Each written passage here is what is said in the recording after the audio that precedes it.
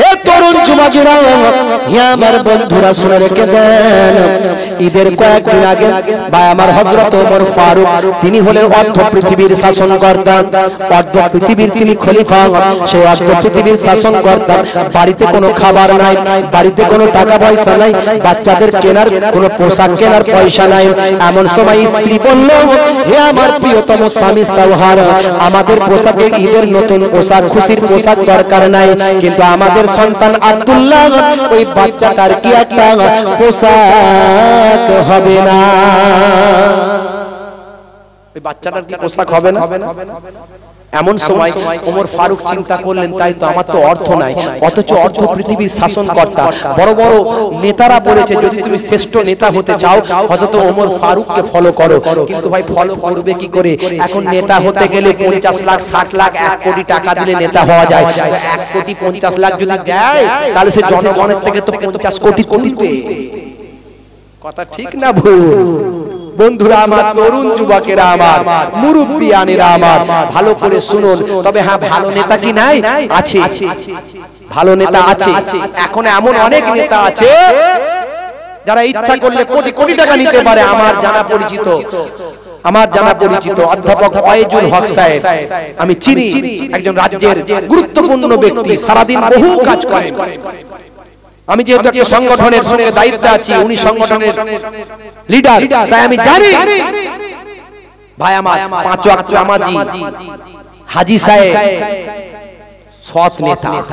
জি হ্যাঁ, সবাই জানে, পরোয়া করে চলে না। তিনি বলেন যে বিপদে পড়বে, যে দলেরই হোক, তার পাশে আমি থাকব। আছেন বন্ধুরা আমার, তরুণ যুবকেরা আমার, মুরব্বিয়ান, সব নেতা খারাপ নয়, সব লিডার খারাপ নয়। হে তরুণ যুবকেরা, হযরত ওমর ফারুকের সেই সময় চিন্তা করলেন, তাই তো আমাদের নাগালে পোশাক হবে না নতুন, কিন্তু তা বলে সন্তানটা চোখ ভরা পানি থাকবে, এটা হতে পারে না। বাপ হিসাবে, মা হিসাবে কেমন করে সহ্য করব? হে তরুণ যুবকেরা, অর্ধ পৃথিবীর শাসনকর্তা তিনি চিঠি লিখলেন তার অর্থমন্ত্রীকে। অর্থমন্ত্রী হযরতে উবাইদাকে চিঠি লিখলেন, ও হযরতে উবাইদা, আমাকে তুমি অগ্রিম 1 মাসের মাহিনা অ্যাডভান্স দাও, আমি খলিফা হিসাবে একটা ভাতা পাই, সে ভাতাটা আমাকে অ্যাডভান্স দাও, ঈদের আগে আমি একটু আমার সন্তানের জন্য নতুন পোশাক কিনব। হে তরুণ যুবকেরা, হযরত ওমর ফারুকের সম্পর্কে অনেক কথা, বেশি কথা বলবো না, শেষ করে দেব এটুকু বলেই। ভাই আমার দোস্ত, আমার তরুণ যুবকেরা, হযরতে উবাইদা ভাই আমার অর্থমন্ত্রীর কাছে যখন চিঠিটা চলে গেল, সেই সময় চিঠিটা পেয়ে তিনি তখন বললেন, চিঠিটা পেয়ে তার চোখ ভরা পানি, বুক ভরা বেদনা, তিনি সেই সময় চিঠির উত্তর দিলেন, হে হযরতে ওমর ফারুক, আমি আপনাকে 1 মাসের অ্যাডভান্স পয়সা দিতে পারি, মাইনে দিতে পারি, কিন্তু আপনি গ্যারান্টি দিতে হবে আপনি 1 মাস বেঁচে থাকবেন কিনা, আর গ্যারান্টি দিতে হবে আপনি 1 মাস আপনাকে ওই ডিপার্টমেন্টে, ওই দায়িত্বে খলিফার পদেতে জনগণ রাখবে কিনা। এই দুটো শর্ত আছে, এই দুটো শর্ত আপনি মানতে পারবেন? যদি দুটো শর্ত আপনি মেনে নেন, তাহলে আমি আপনাকে অ্যাডভান্স অগ্রিম পয়সা দেব। এই চিঠি যখন ব্যাক হয়ে আসলো, হযরত ওমর ফারুক চিঠিটা পেয়ে কাঁদতে শুরু করলেন, ঝরঝর করে কাঁদলেন, দাঁড়িয়ে পানি গড়িয়ে গেল। তিনি দুঃখে কাঁদেননি যে তাকে টাকা দেওয়া হয়নি, বরং তিনি এই জন্যই কাঁদছেন যে হযরতে উবাইদা আমাকে একটা বড় বিপদ থেকে বাঁচিয়ে দিয়েছে। জোরে হবে না? আমি যদি অ্যাডভান্স টাকা নিয়ে নিই, আর আমি যদি সেই পোস্টে বহাল না থাকতে পারি, আমি যদি ইন্তেকাল করে যাই, আল্লাহর দরবারে আমি রাজকোষের টাকা খরচা করার বিনিময়ে আল্লাহর দরবারে হাত করি পড়তে হবে। আর আমার অর্থমন্ত্রীকে আমি যোগ্য অর্থমন্ত্রী করেছি, তাই আমাকে ঠিক টাইমে যোগ্য অর্থমন্ত্রী আমাকে স্মরণ করিয়ে দিচ্ছে। এই হলো তারা ইসলাম মেনেছে, এইভাবে তারা দ্বীন মেনেছে, এইভাবে তারা বিবেক বিশ্লেষণ করেছে, ন্যায় অন্যায়ের ট্যালি করেছে। আজকে মুসলমান কোনটা ন্যায় কোনটা অন্যায় আমরা ভুলে যাচ্ছি।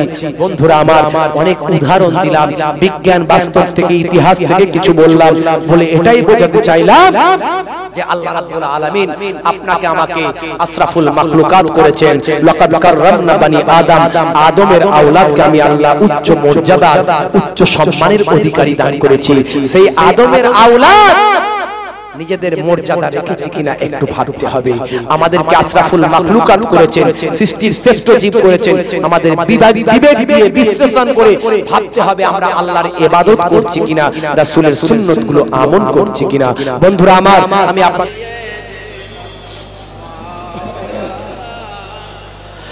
আমি গোলাম তোমার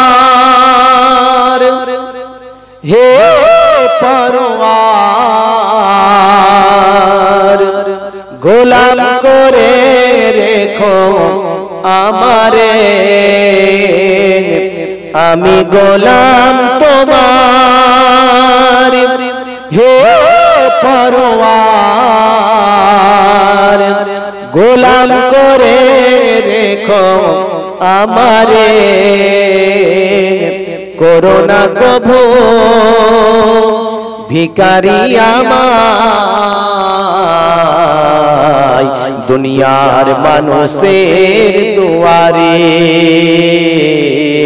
দুনিয়ার মানুষের দুয়ারে, ও দুনিয়ার মানুষের দুয়ারে, দুনিয়ার মানুষের দুয়ারে। আল্লাহুম্মা সাল্লি আলা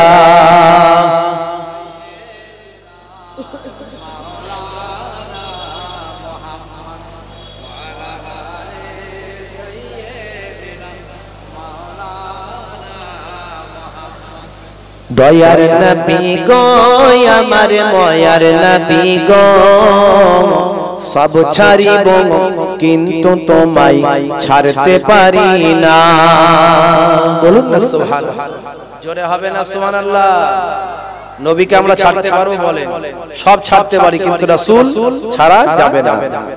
দয়ার নবী গো আমার ময়ার নবী গো, সব ছাড়িব কিন্তু তোমায় ছাড়তে পারি না। ছাড়িনি ছাড়ব না ছাড়তে পারি না, ছাড়িনি ছাড়ব না ছাড়তে পারি না, সব ছাড়িব কিন্তু তোমায় ছাড়তে পারি না। আল্লাহুম্মা সাল্লি আলা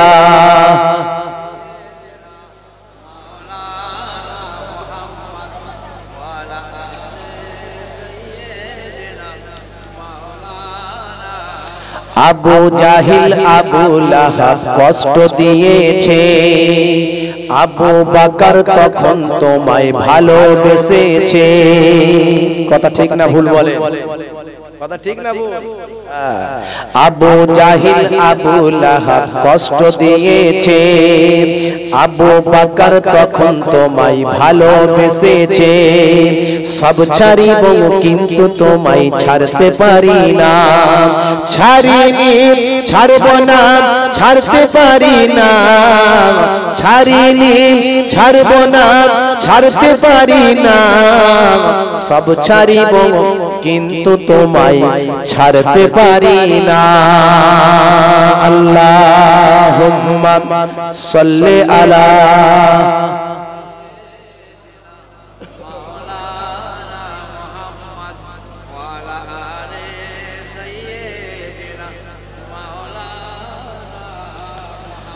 मेरा नबी सबसे बड़ा सब नबियों पर रहमतुल लिल आलमीन भेजा है परवर। बोलूं ना सुभान अल्लाह।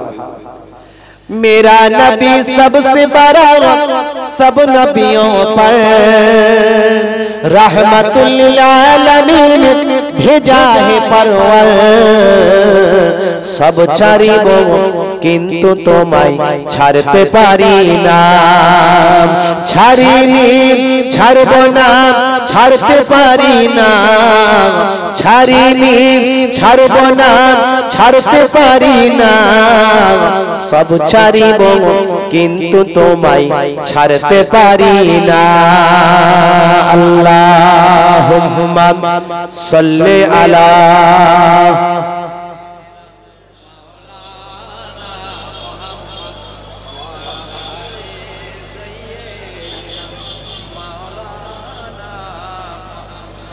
দয়াবান ও গো দয়াবান, দয়াবান ও গো দয়াবান, দয়াময় ও গো দয়াময়, দয়াময় ও গো দয়াময়। আল্লাহুম্মা সাল্লি আলা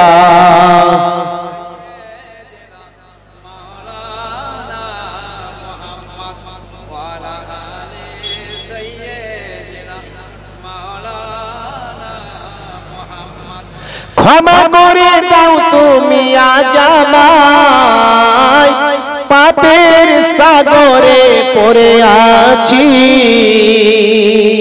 তোমার নামে শুধু গান গেয়ে যায়, বেদনার কণ্ঠে ডাকি, সব হারায়ে তোমার কাছে যাব চলে একদিন, সেই দিন দিও না ঠেলে আমায়, সেই দিন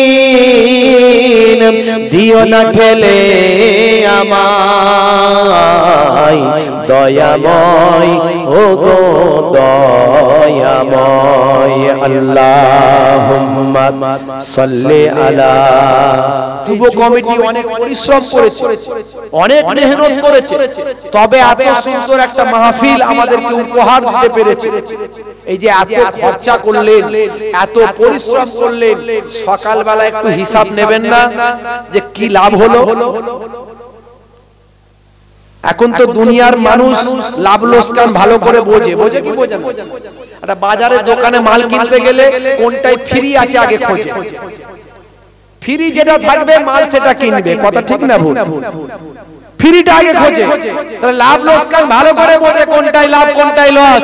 খালি লাভ লোকসান কোথায় বোঝে না? এই জলসার মজলিসে এলে বোঝে না লাভ হলো না লোকসান হলো, এটা বোঝে না, হিসাব করে। তাহলে এটাই কি মনে করেছে?